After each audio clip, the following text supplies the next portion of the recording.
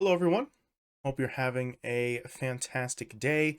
My name is Kmart, and I want to talk about some basketball. And today, we are going to be talking about the Philadelphia 76ers and the absolute disaster that has been their season so far, and just how bad things have sort of gotten for this team. So, as of now, as of the recording of this video, the 76ers are 2-11 on the season. That is tied for the worst record in the entirety of the NBA, and they are in some serious trouble. Now, looking at the 76ers as they currently stand, the obvious sort of narrative to look at here is the injury one. The 76ers' big three of Tyrese Maxey, Paul George, and Joel Embiid have not really been able to consistently make appearances so far in this season. Maxey and George have both missed about 6 games each. Joel Embiid has missed 10 games, and there have been 0 games so far this season in which all 3 players were active. So, there's your sort of obvious narrative, right? Injuries are clearly the problem for the 76ers, and when everyone comes back healthy, the 76ers will be just fine, is one way you could look at that, and maybe that perspective is correct. But maybe it's not, right? Because the 76ers really should not be this bad even without some of their star players, and they're still losing games even when they have some of those stars on the floor. Of their 13 games this season, there have been 5 games in which 2 of their 3 players have been active, and they've lost all 5 of those games. Now, in defense of the injury narrative, it does make sense that the team basically sucks without its star players. The roster was built around those stars. It isn't meant to be able to stand on its own. It's a similar situation in some regards to what happened with the Grizzlies before. A year or 2 back, the team lost basically all of its star players, all of its starters for extended periods of the season, and really never managed to dig itself out of that hole. And just like with the Grizzlies in that scenario, we are seeing guys in smaller roles, bench guys who are stepping up to produce on a higher level since they're now pushed into a bigger role, but it's still not enough for them to actually win games, right? For example, if we take the 3 leading scorers on the 76ers other than the big 3, right? So no Embiid, no Maxey, no George. Their next 3 leading scorers, I believe, are Kelly Oubre Jr., Caleb Martin, and Jared McCain. Those 3 players, over the whole of the season so far, are averaging a combined 39.6 points per game. Not bad for secondary guys. In the 5 games that I mentioned before, where the 76ers had at least 2 of their star players active, that combined scoring average went down, 35.6 points per game, which makes sense. When the stars are there, the role players score fewer points.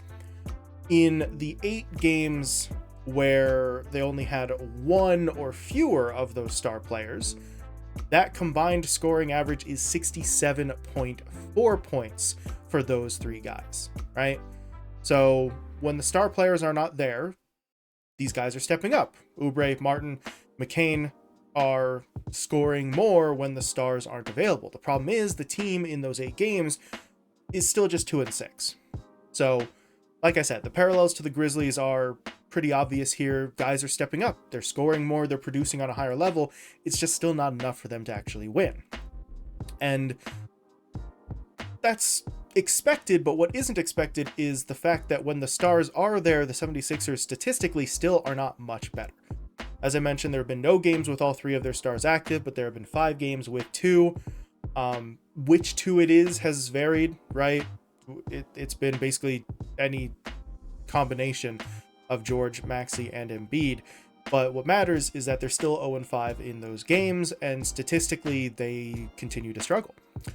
On the season as a whole, the 76ers are either dead last or second to last in points, field goals, field goal percentage, 3-point percentage, rebounds, and assists. And if you take a look across the 5 games where they've had 2 of their 3 star players active, 76ers are actually lower in terms of points, field goals made, and rebounds compared to their season average, and they're barely sort of hovering above their season average in the other categories that I had just mentioned, right? So 3-point percentage, field goal percentage, assists, etc. So having their star players in, or at least having 2 of their 3 star players in, is not significantly raising the statistical output for the 76ers across those 5 games that they played in. That's not a good sign, because that pretty heavily hits against that narrative, right? The idea that if the star players are playing, the 76ers will be fine. Well, in 5 games of their 13, at least 2 of their star players have been playing, and they're not significantly better from a statistical standpoint than they are with 1 or fewer of their star players in.